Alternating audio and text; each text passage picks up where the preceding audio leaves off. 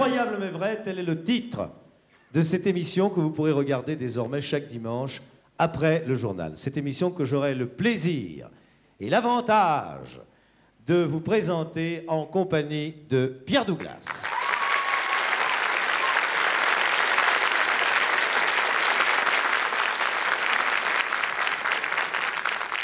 Qu'est-ce qui est incroyable mais vrai?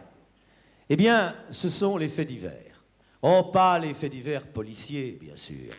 Les faits divers qui nous surprennent. Les anciens, les fidèles du dimanche sur Antenne 2 se souviennent de cette façon que j'ai toujours eue d'essayer de regarder la vie par le petit bout de la lorgnette. Eh bien, ce petit bout...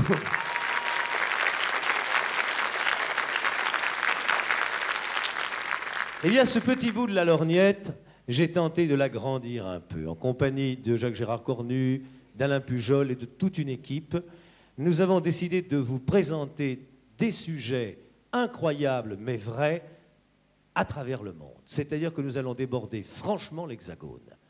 Nous nous sommes associés pour cela avec un producteur américain qui s'appelle Monsieur Landsberg. Monsieur Landsberg a aussi cette façon de regarder ses contemporains de la même manière que nous. L'Amérique, la France, ce qui nous permet, puisque nous échangeons nos émissions, de lui se servir de ce que nous avons filmé et nous d'utiliser les sujets qu'il nous propose. Je crois que c'est une première en matière de télévision. Nous travaillons, et c'était un de mes vieux rêves, pour la première fois à l'échelon mondial.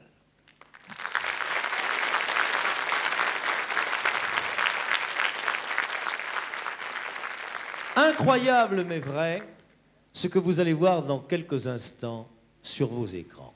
Incroyable mais vrai, tout en vous recommandant de bien vous méfier de ce que vous allez voir. Ceux qui réalisent ces sujets, ce que vous allez voir, eux seuls peuvent le faire. Vous, je ne vous conseille pas trop de le tenter, mais regardez plutôt. Incroyable ?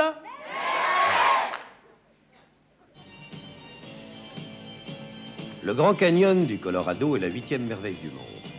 Cette faille immense au pays du western mesure plusieurs dizaines de kilomètres de longueur et 2 ou 3 de large.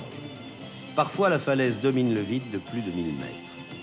Il a fallu construire une route de 50 kilomètres avant de parvenir au site choisi par le cascadeur Dow Robinson, 30 ans, pour l'incroyable exploit que nous allons vous montrer. Puis, cette piste de lancement, au bout de laquelle se trouve un tremplin. Et derrière le tremplin, le vide.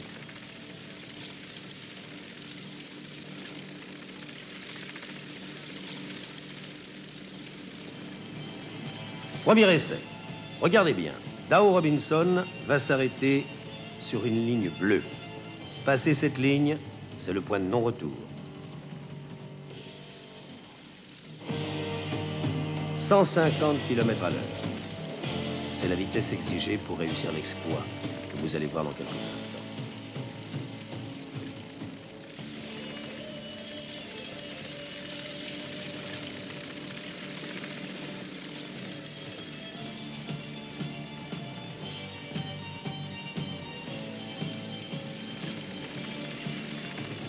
Ce chef indien s'appelle Mahana, ce qui signifie dans sa langue « bonne chance ». Et de la chance, Dow Robinson en a besoin.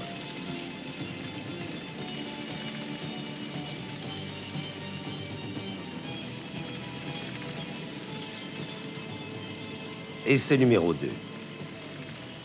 Regardez bien cette voiture. Vous ne la trouverez pas chez votre concessionnaire habituel. Elle a été spécialement construite pour cette cascade. L'avant a été modifié pour empêcher la voiture de piquer du nez lorsqu'elle quitte le sol. Car 3 dangers guettent le cascadeur.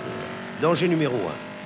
Si la voiture piquait du nez ou se retournait, Dow Robinson n'aurait que 3 secondes pour s'éjecter. Danger numéro 2. Le cascadeur peut être littéralement aspiré par le trou d'air formé à l'arrière de la voiture. Ainsi, il ne pourrait s'en échapper.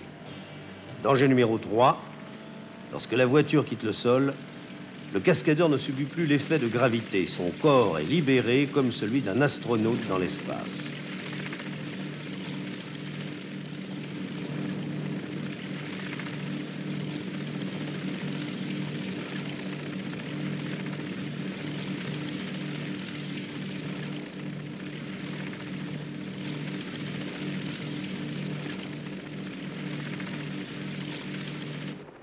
Voici Dao Robinson.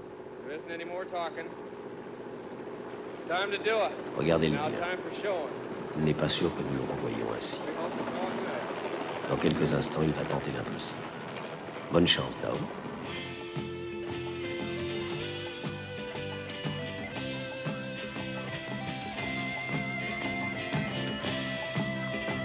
Le drapeau vert. Tout est OK. La voiture s'élance. Pour filmer cet exploit, il a fallu 7 caméras au réalisateur. Une sur la rampe, une sur le bord du plateau, une sur la corniche, 300 mètres plus bas, à gauche de la rampe, une dans un hélicoptère et une sur la piste. Maintenant, regardez.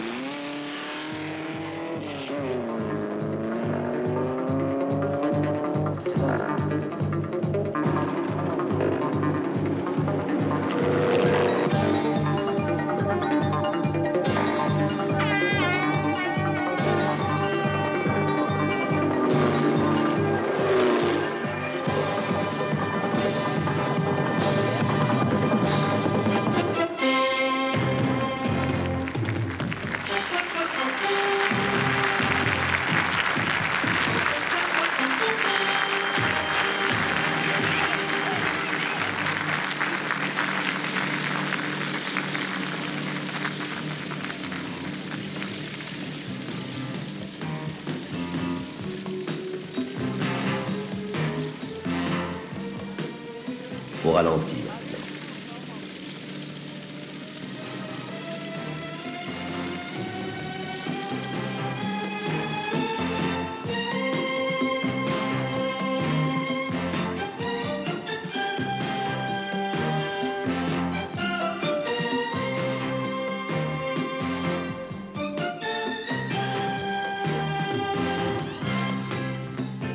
Ernest Hemingway a écrit et nous en ferons, si vous le voulez bien, notre conclusion. En avoir ou pas, Dao Robinson en a.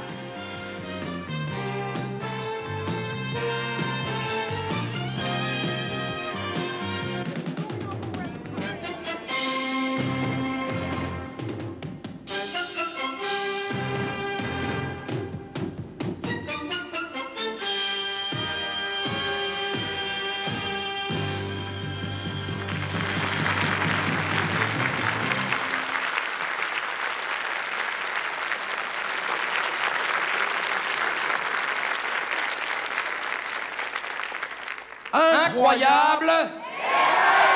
Mais oui. Alors, évidemment, je vous le répète, ne tentez pas cela avec votre voiture personnelle, à moins que vous vouliez à tout prix résoudre le chômage partiel chez les constructeurs automobiles.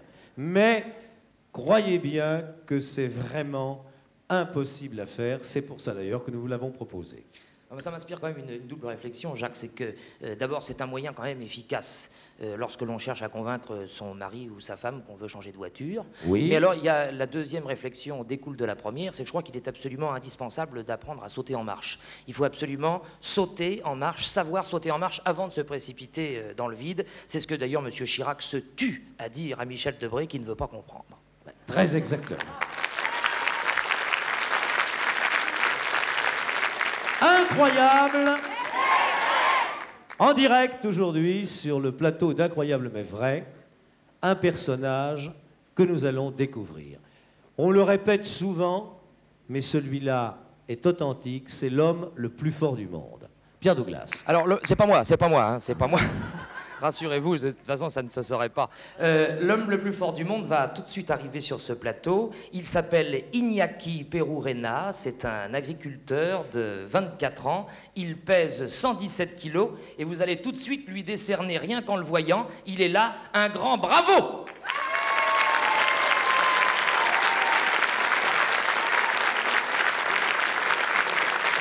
Alors, on ne peut pas interviewer Iñaki Perurena parce qu'il ne parle pas français. Vous ne parlez pas français? Je ne sais pas français. Qu'est-ce qu'il a dit, Jacques? Qu'il ne parle pas français. Ah, d'accord, oui. Vous avez bien 24 ans? Oui, il a 24 ans. Et vous êtes agriculteur? Il est agriculteur. Bien. Alors, vous êtes originaire d'un petit village, d'une petite commune espagnole qui s'appelle Les. Vous allez nous faire la démonstration des jeux de la force Mais alors, basque. c'est Alors, un il est espagnol ou il est basque? C'est ça la question. Mais alors là, Parce que je ne peux pas vous répondre parce que je ne tiens pas à être plastiqué dans la semaine, voyez-vous. Ah bon?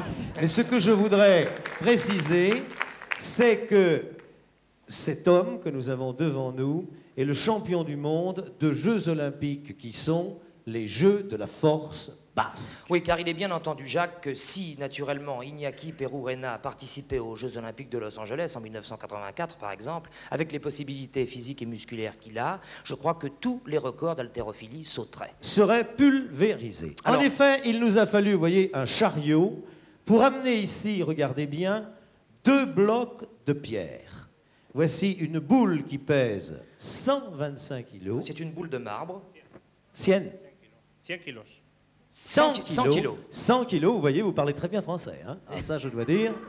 Et voici un autre bloc de pierre. C'est un cylindre qui pèse C'est 200 kilos. 200 kilos, un cylindre en granit. Et pour vous prouver que nous ne trichons pas, il y a là une balance et après votre tour, je vous demanderai votre démonstration de bien vouloir redéposer ces objets sur cette balance que nous avons ici amenée à grands frais. Alors, je vais traduire ce que vous avez dit, Jacques. Alors, dès que vous aurez terminé votre tour, nous allons peser, n'est-ce pas, la boule et le cylindre, de manière que l'on constate que vous n'avez pas On ne triché. peut pas vous comprendre. Quand vous, avoir fini démonstration, vous posez pierre sur balance. Compris? Et vous mettre avec balance. C'est ça de se venir, Ah bah, C'est bien ce que je dis, ça, il n'y a pas d'histoire, il n'y a pas de problème. Quand vous voulez. Vous commencez avec On la, l'applaudit. avec la boule. Hein. Iñaki Perurena. Iñaki Perurena. Il va peut-être commencer par soulever la balance.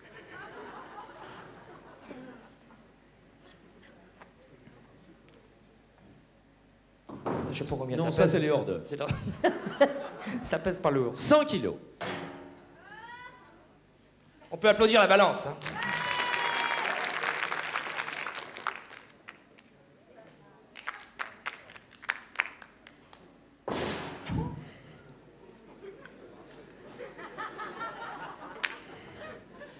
Vous avez des chaussures renforcées, Jacques?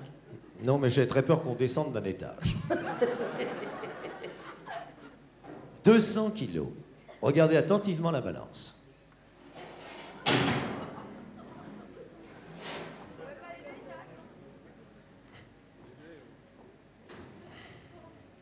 Veuillez vérifier. 200 kilos. Ok, allons-y.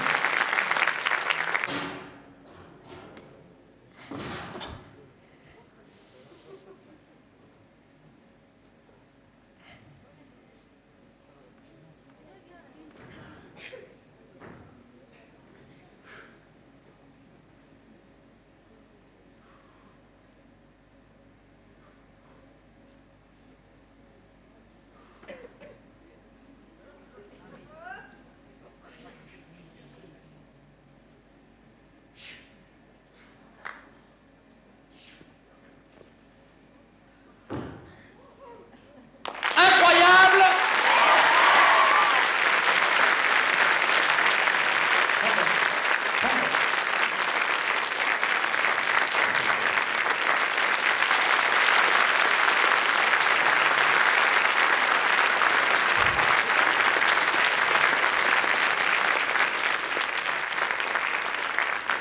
Si tous les agriculteurs étaient aussi puissants, on n'aurait pas de problème en France, hein, Jacques? En cas de manifestation, certainement. Deuxième démonstration, quand vous voulez.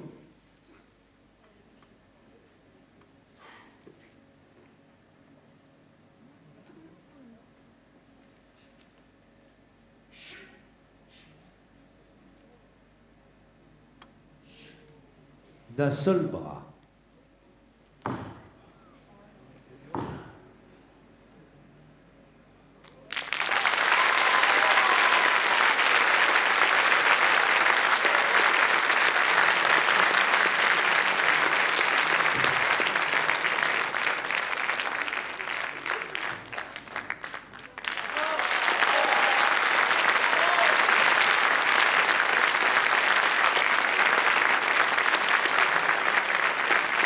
Le voilà, Iñaki Perurena. Iñaki Perurena.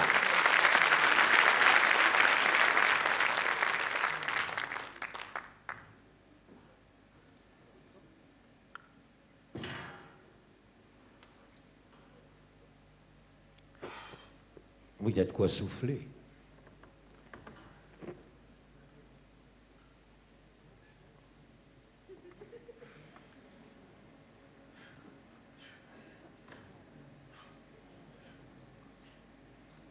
Rien que ça, j'en ai pour 3 semaines à m'en remettre. Des mouvements comme ça.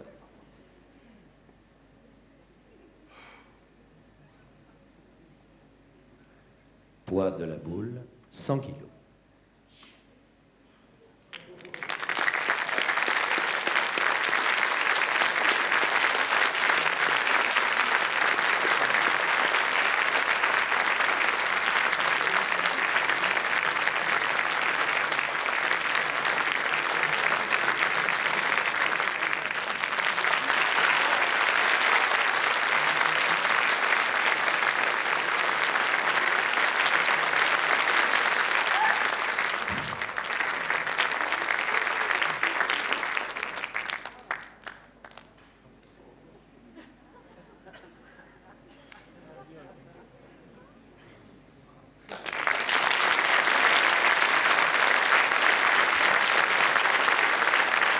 Merci, bravo.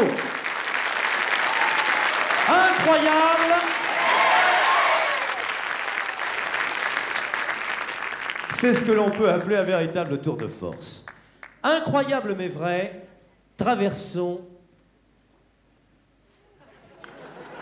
Là, il traverse. Il saute.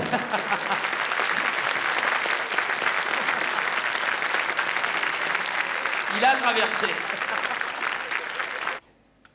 C'est véritablement ce que l'on peut appeler un tour de force. Incroyable mais vrai, ce n'est pas seulement un exploit sportif, pas seulement une cascade.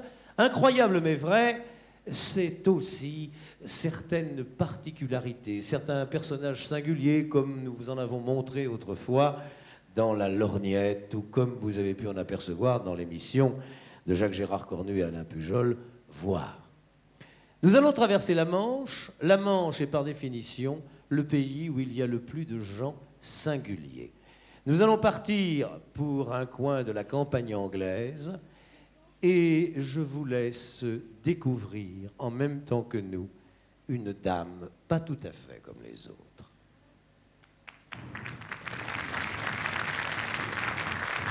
Quelque part dans la campagne anglaise, un cottage, comme il y en a tant en Angleterre.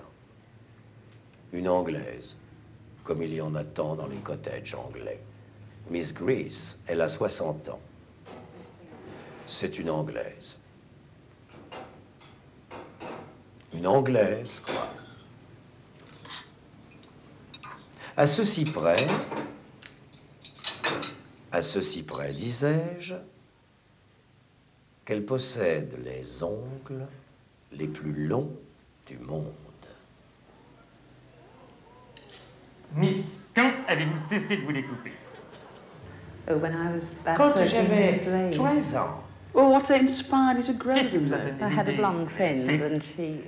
j'avais une amie blonde qui avait vu le film L'Ange Bleu et elle m'avait dit que c'était la mode d'avoir les ongles longs et pointus à l'époque. Et vous les avez laissés pousser? Oui, je les ai laissés pousser comme ça. Mais quelle était la réaction des gens à l'école? Ils n'aimaient pas du tout l'idée. Ils ne voulaient pas me donner de plumes. Mais je ne comprends pas. Quel est le rapport entre la longueur de vos ongles et la plume du stylo? Parce que la maîtresse me disait que je ferais mieux de tremper mon ongle dans le encrier plutôt que mon plume. Et vos parents, Miss? Mes parents étaient très gentils avec moi. Ma mère avait peur que je la griffe, mais mon papa me protégeait de ma maman. Et comment l'ensemble de la famille a-t-il réagi? Très bien. Tout le monde trouvait que c'était très joli. Votre mari n'a rien contre? Non, pas du tout. Il dit que c'est très pratique comme ça le gratouille dans le dos. Et en public? En public, il y a des gens qui les trouvent très horribles. Mais souvent, ça me permet d'entrer en contact avec eux. Ils ne sont pas gênés de vous poser la question? La question sur mes ongles? Non, non. Au contraire. Pourrais-je mesurer vos ongles? Mais je ne peux rien vous refuser. Je suis curieux de savoir quelle longueur ils peuvent avoir. Qu'en pensez-vous? Oh, je ne sais pas. peut-être une quinzaine de centimètres. Vous vous trompez, il y a au moins 20 centimètres. Je ne peux pas imaginer comment vous faites le ménage. Y parvenez-vous? 20 centimètres, c'est étonnant. Ils ont dû pousser encore depuis la dernière fois. Pouvez-vous faire la vaisselle, Miss Gris? Oui, je peux la faire. Et l'essuyer aussi, et même nettoyer le casserole pour enlever les petites cochonneries qui se coincent dans le fond. Et je peux même en plus coudre et faire toutes les choses quotidiennes de la vie. Est-ce que vous avez des problèmes pour faire votre toilette? Je n'ai aucun problème. Je vous dirais même, madame, pardon, que c'est très facile pour se coiffer le matin. Alors, Miss Grace, mesdames et messieurs, mon père, est-ce qu'il y a des choses que vous ne pouvez pas faire avec vos ongles? Je ne peux pas vous répondre, mais le soir, quand la lumière est éteinte, il arrive quelquefois que mon mari hurle. Ayant remarqué qu'il y a quelques ongles à votre main droite qui sont cassés. Combien de temps faut-il pour les laisser pousser les boucles? Eh bien, je ne sais pas pourquoi, mais une main pousse moins vite que l'autre. Seriez-vous droitier? Non, je crois que ce sont mes gants qui m'ont déformé la main. Et pour mettre des collants, Miss Grace, n'est-ce pas un problème aigu? Non, ça n'est pas difficile. Je mets des gants de boxe.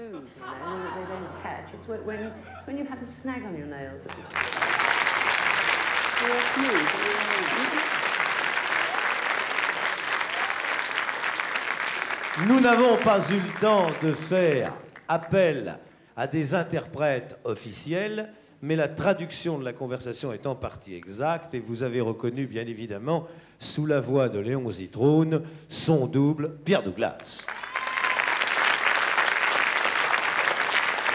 Si vous voulez avoir les ongles de la même longueur que cette Anglaise, il faut donc commencer à l'âge de 13 ans et ne pas vous les couper jusqu'à l'âge de 60, soyons gentils. Autre sujet, et cette fois-ci revenons sur cette bonne terre de France. Bien sûr, la France a elle aussi besoin de records. Nous sommes capables d'être les premiers quelque part.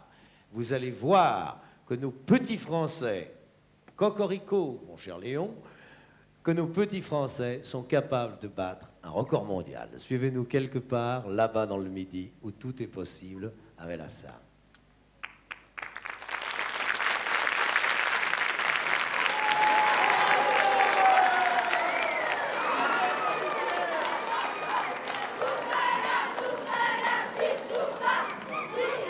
Il est 15h15 et nous sommes maintenant à quelle hauteur, Michel? Nous sommes aux alentours de 6 mètres, mais nous avons un problème, on a peur de manquer de choux. Il manque des choux. Pourtant, on en avait prévu beaucoup, on pensait qu'il en resterait, mais on a un problème, on va essayer de racler les fonds de tiroir pour arriver. Alors qu'est-ce qu'on fait? Ah ben, on va aller en fabriquer de suite, on va essayer d'en fabriquer avant l'heure pour se tenir dans les délais. Il manque 2 mètres. Il manque 2 mètres, oui, pratiquement. Alors, heureusement qu'on a des supporters là, hein? Ouais, c'est gentil.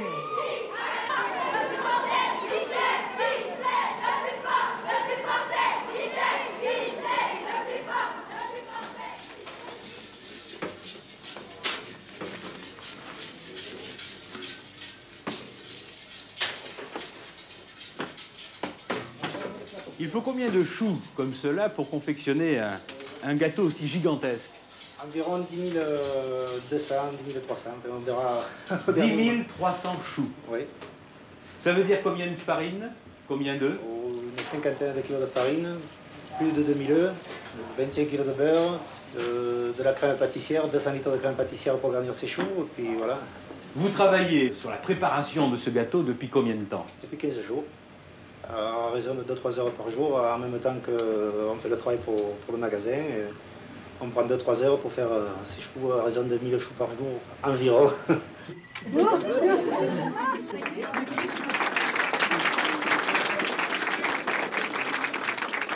Au nom de la loi, je vous déclare unis par les liens du mariage.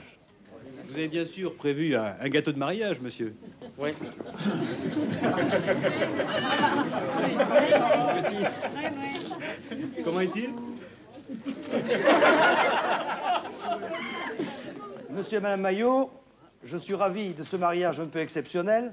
Je vous souhaite beaucoup de bonheur et dans votre corbeille de mariée, je vous mets le plus grand gâteau du monde. Monsieur le maire, ça tient à quoi ce goût de l'exploit, ce goût du défi dans votre commune?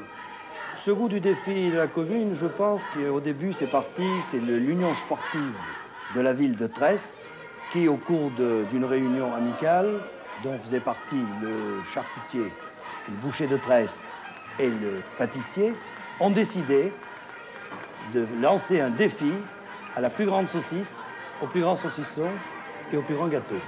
Ça a amusé beaucoup de monde. Et le jour de la première manifestation qui a eu lieu, des tentatives de record, nous avons eu un monde fou. Et devant le succès remporté, nous avons reçu des lettres, même d'Amérique, en disant qu'ils voulaient relever le défi.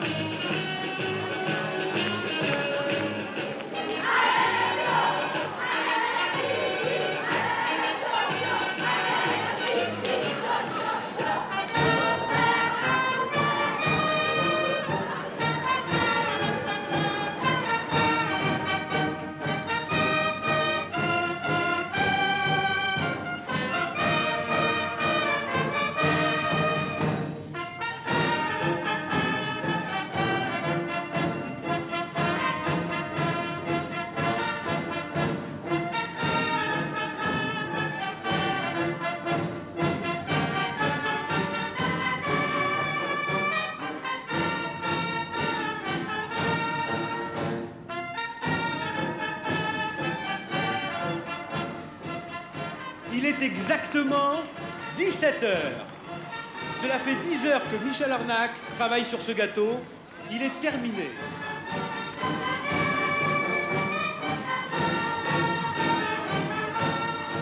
Ici, Maître Barberousse, huissier. Maître, faites votre travail. 7 mètres 96.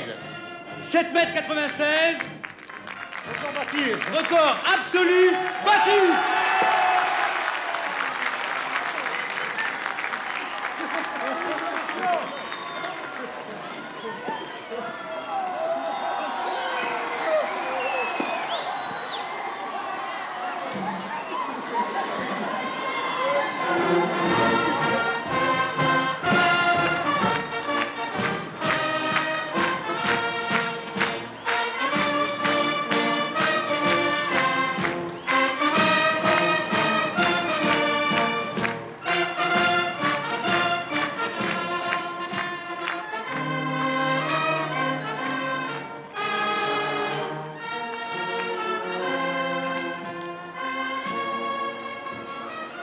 Il faut donner l'explication, dire pourquoi nous ne sommes pas allés plus haut. Le record est battu, mais il faut dire pourquoi nous ne sommes pas allés plus haut. Monsieur le maire, je pense que si le gymnase n'avait pas été limité à 8 mètres, Monsieur Arnac serait allé beaucoup plus haut.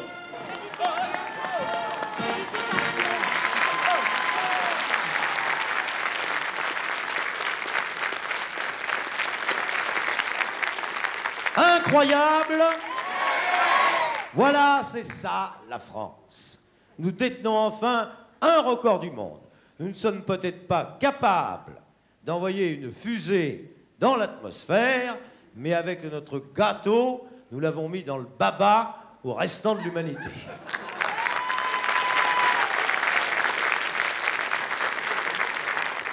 Dans quelques jours, ce sera Noël. Noël, c'est aussi une fête incroyable. C'est la semaine du bonheur pour les enfants, et puis pour les grands aussi, car on a véritablement autant de plaisir à commander les cadeaux au Père Noël, pardon, qu'à voir la joie de nos enfants lorsqu'ils déplient les paquets. Eh bien, il y a quelqu'un de fantastique à Grenoble qui, à longueur d'année, est un peu le Père Noël des enfants. Les enfants de Grenoble ont vraiment de la chance, parce qu'il y a là-bas, à Grenoble, un jouet incroyable, mais vrai. il y a mille et une manières de distraire vos tout petits, voire même vos plus grands, les jours où il n'y a pas d'école. Étienne, un petit écolier, comme tous les autres? Oui, comme tous les autres, enfin, presque. Si vous n'habitez pas Grenoble, eh bien, n'hésitez pas à vous y rendre. Une fois sur place, demandez au premier passant venu, même s'il est turc ou portugais, l'écurie de Monsieur Pierre Monnier. Une écurie de course, pas comme les autres. Ici, 43 petits Grenoblois de 3 à 18 ans conçoivent, dessinent, fabriquent, carrossent, polissent et mettent au point de véritables mini-bolides qui atteindront 200 à l'heure. Après, tu remettras le changement de vitesse, tu le mettras en place. Là, tu prendras la cote avec...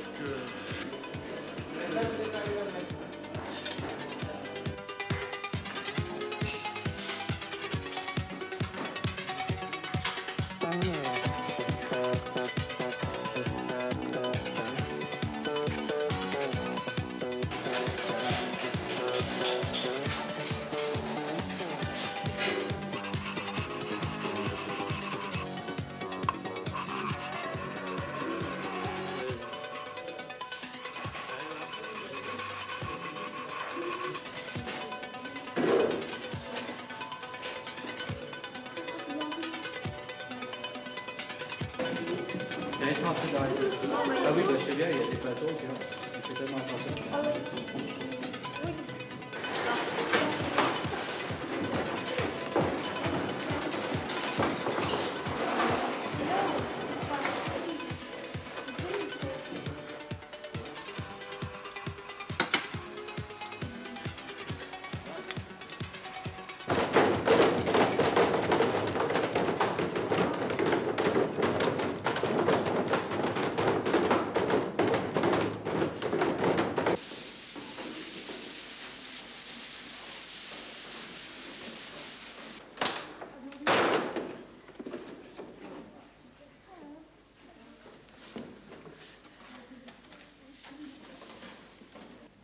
Qui conçoivent, qui dessinent, qui fabriquent, qui carrossent, qui polissent et qui mettent au point de véritables mini-bolides qui atteindront 200 km à l'heure.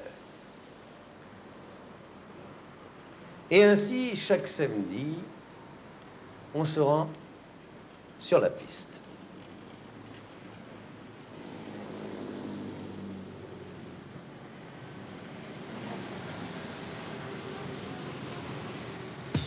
Et c'est là, je peux vous le dire en confidence, c'est là où les enfants commencent à rêver. Mais à rêver pour de vrai. Voici quelques pointes de vitesse déjà contrôlées, en toute sécurité. 3 ans et demi, 50 km à l'heure. Un pilote de 10 ans à 110 km à l'heure. Un pilote de 15 ans, 190 km à l'heure.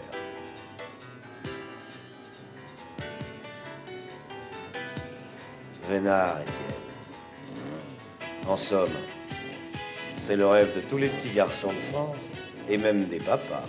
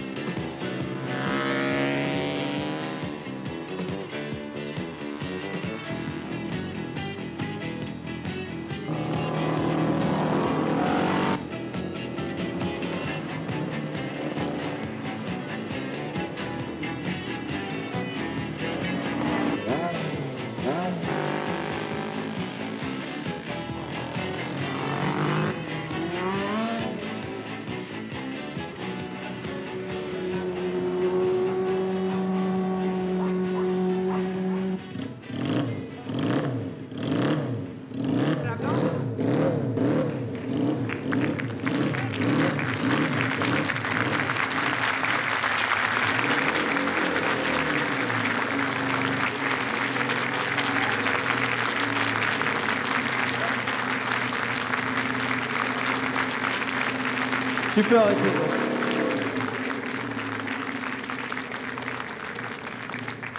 Eh bien, ce petit garçon s'appelle Étienne. Étienne et tu as 12 ans. Veux-tu descendre de ta voiture, Étienne? Et je vais demander à ce Père Noël grenoblois qui a eu cette idée fantastique pour les enfants de bien vouloir entrer sur le plateau d'Incroyable mais vrai. Monsieur Pierre Monnier. Pierre Monnier.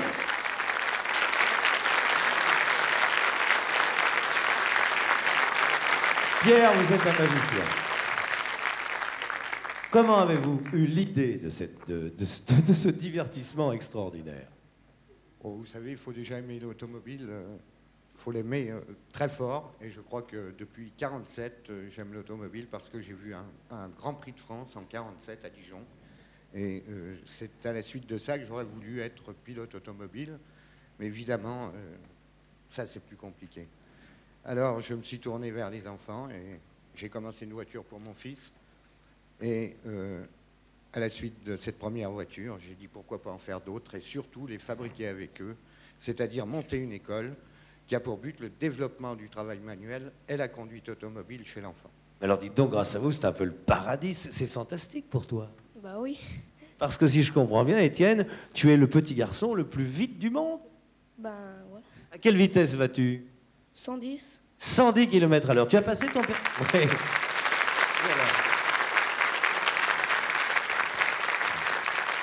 Tu n'as pas ton permis de conduire. Ben non. Mais tu as ta licence de coureur. Ben oui. Ben ça, c'est formidable. Combien avez-vous de pilotes dans votre équipe? Eh bien maintenant, j'ai 43 enfants, mais enfin, comme pilote, j'en ai encore qu'une quinzaine. Et au printemps, si vous voulez, nous allons tous les faire conduire, surtout les dernières rentrées, parce que de plus en plus, nous prenons de l'ampleur. Et je crois que avec les 6 nouvelles voitures que nous essayons de construire pour le printemps, on pourra satisfaire tout le monde. Alors, une question, ça coûte très cher pour rentrer dans votre club? Oh non, c'est pas cher. Je trouve que c'est pas plus cher qu'une saison de ski. C'est 150 francs par mois sur toute l'année. Et évidemment, ça comprend les assurances au niveau de l'atelier, au niveau du pilotage et, si vous voulez, toute la fourniture du matériel pour réaliser ces voitures. Ben, dites-moi, est-ce que ce ne serait pas une bonne initiative qu'on pourrait étendre à la France entière, ça?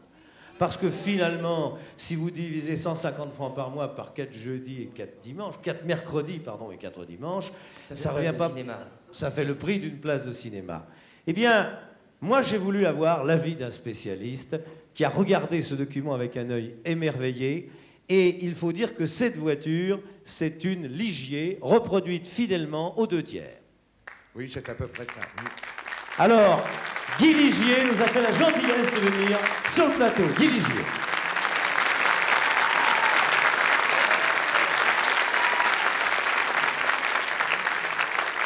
Guy, qu'est-ce que tu penses de ça?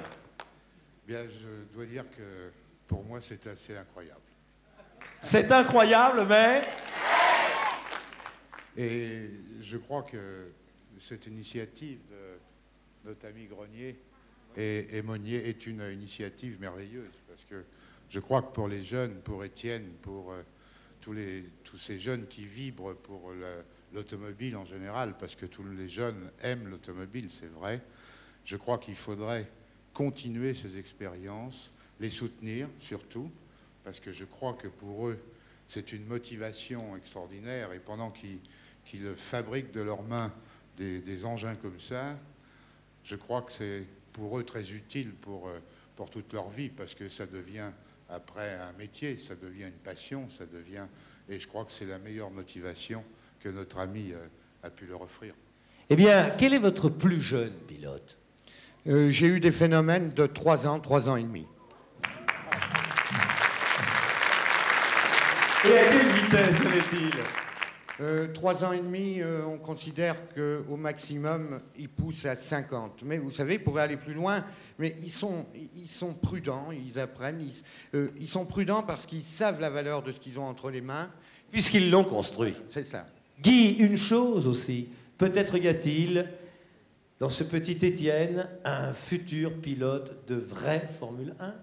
Et pourquoi pas? Je crois que si Étienne continue, il faut qu'il persévère, mais il faut surtout qu'il continue aussi à bien connaître la mécanique, parce que je crois que ça sera important pour lui pour plus tard. Eh bien, il la connaît bien, la mécanique, puisque cette voiture, Étienne aussi, non seulement la pilote, mais il a aidé à la construire. Bravo, vous êtes merveilleux. Je vous remercie. C'est une grande idée pour les enfants. Incroyable.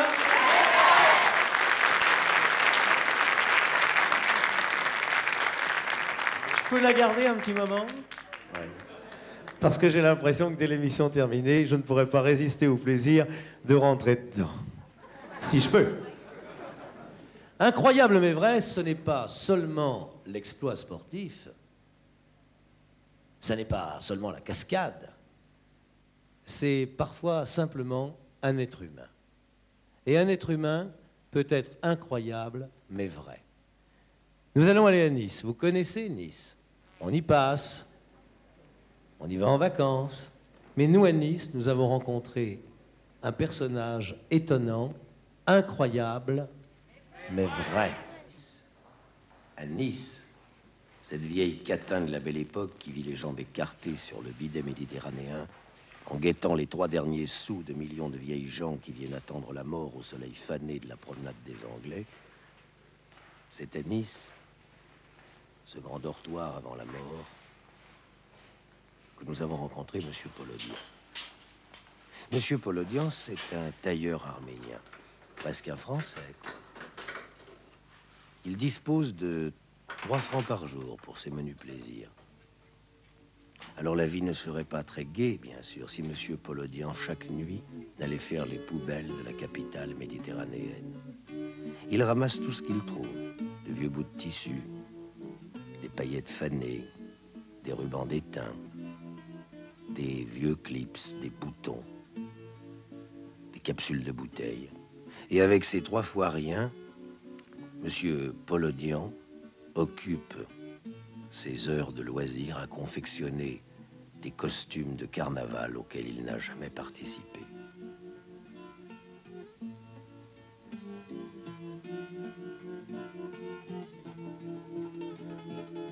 Chaque jour, M. Polodian se déguise.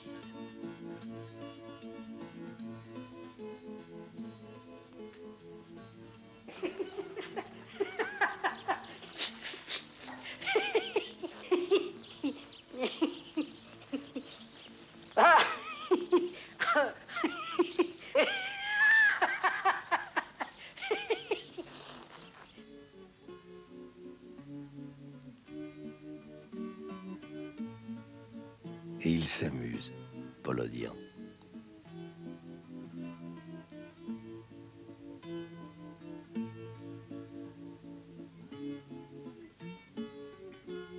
Il s'amuse à faire rire les petites vieilles.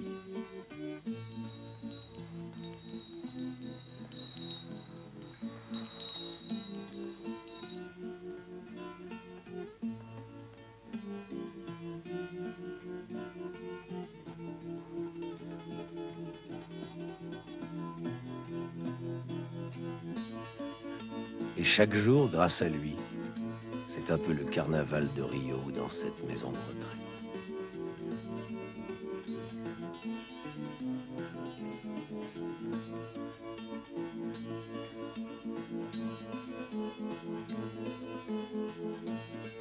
Bon, les plus raisonnables pensent que M.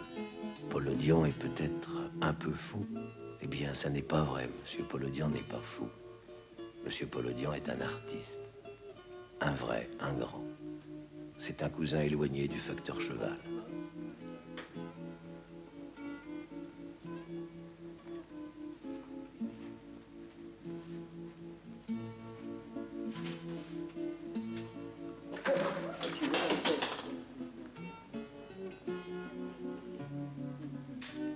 Et tour à tour,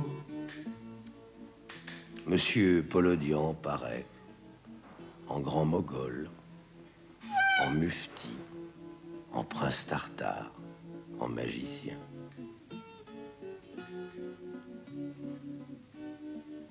Voilà, j'ai trouvé le mot qui me manquait. En somme, Polodian, c'est le magicien d'Oz.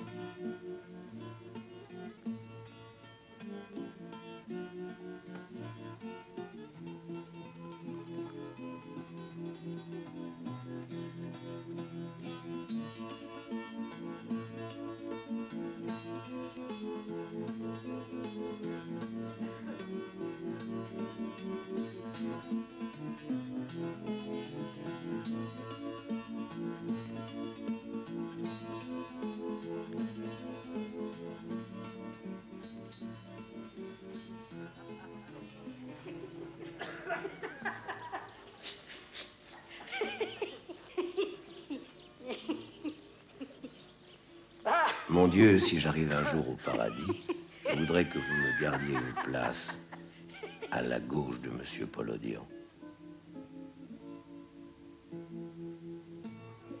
Je suis sûr que je ne m'embêterai pas pour l'éternité.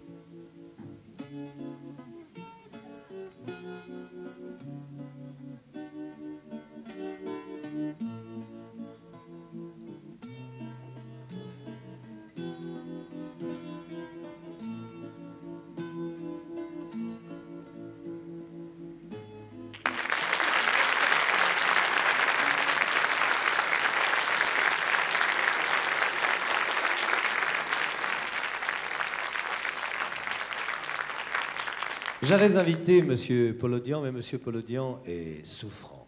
Alors, si vous le permettez, un petit message personnel, M. Polodian, pour votre talent, pour votre sens de la poésie. Rétablissez-vous très très vite, et je vous souhaite du fond du cœur, et je crois que tous ceux qui sont dans la salle aussi le pensent, un très très heureux Noël. Bravo, M. Polodian.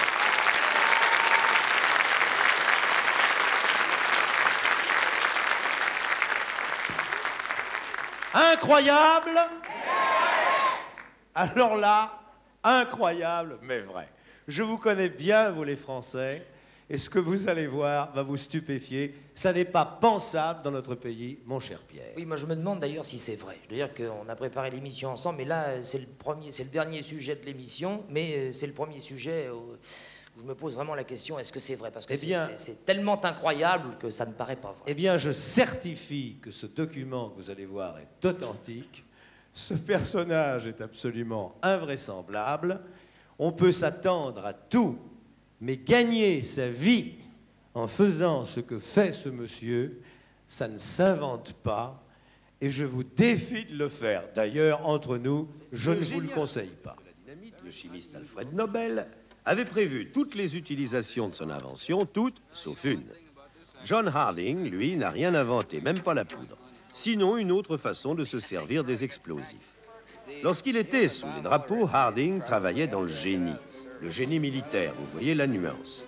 C'est-à-dire qu'il était instructeur en démolition, ce qui l'amena à faire des expériences plutôt bruyantes. Une fois libéré, Harding se dit qu'il pourrait peut-être faire son trou dans la vie civile grâce à son talent explosif. Tout d'abord, il construisit un mannequin de 1,80 m, exactement à sa taille, puis un cercueil. Après quoi, il plaça le mannequin dans le cercueil avec une charge de dynamite pour faire sauter le tout. Une charge de dynamite composée très exactement de 2 pains de dynamite à 60% de nitroglycérine. De quoi faire exploser l'appartement de votre voisin pour peu qu'il ne partage pas vos opinions politiques. Et un beau jour, Harding se substitua au mannequin. Il perdit connaissance pendant 4 ou 5 minutes après l'explosion. Il éprouva des sensations très bizarres et ses copains lui dirent qu'il n'aimerait pas du tout faire ce qu'il venait de faire. Aujourd'hui, Harding se fait sauter régulièrement 4 fois par semaine, mais sans la coopération du service de réanimation des pompiers, il connaîtrait de très sérieux ennuis suivis d'un enterrement. Pourquoi John Harding fait-il cela? Tout simplement parce que c'est la meilleure façon qu'il ait trouvée au monde de se recycler après son séjour prolongé à l'armée. Harding clôt hermétiquement ses oreilles car la dynamite est très bruyante, vous l'avez peut-être remarqué.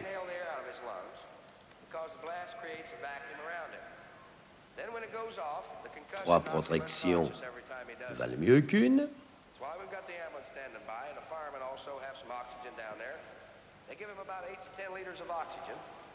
La dernière cigarette, peut-être celle du condamné.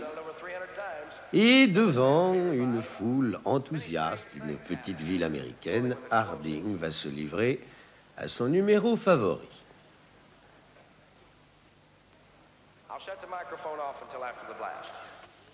Les pompiers sont sur le qui-vive, car s'ils n'interviennent pas dans les 40 secondes qui ont suivi l'explosion, Harding partira pour un monde meilleur. En effet, l'explosion chassant violemment l'air des poumons, M. Harding perd connaissance et c'est la fin.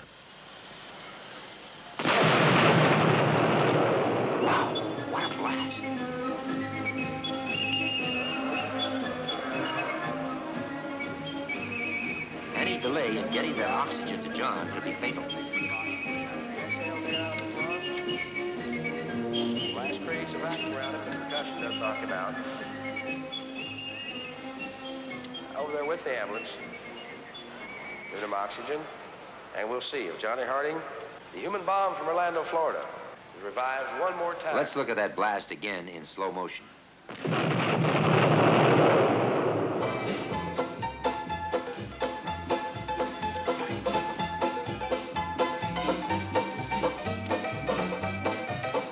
En somme, une petite vie tranquille, sans à-coups. Encore une fois, s'il vous plaît. Voilà. And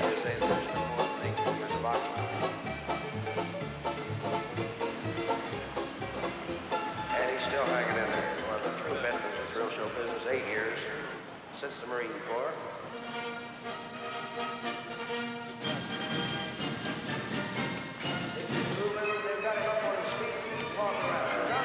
Voulez-vous mon sentiment? Eh bien, je trouve que Monsieur Harding est un sauteur.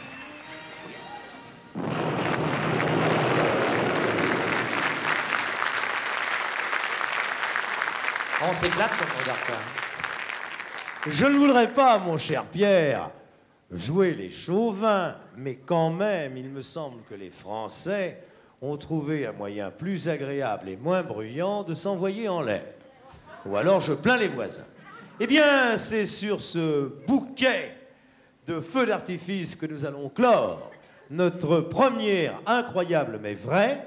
Et je signale à tous ceux qui ont regardé cette émission que nous faisons appel à eux. Si vous connaissez un personnage, une situation incroyable mais vraie, n'hésitez pas à nous écrire à Incroyable mais vrai, Théâtre de l'Empire, Paris. Et je signale d'autre part à nos confrères journalistes de la presse écrite que s'ils veulent s'essayer, que s'ils connaissent un sujet, nous tenons à leur disposition tous les moyens pour aller le filmer.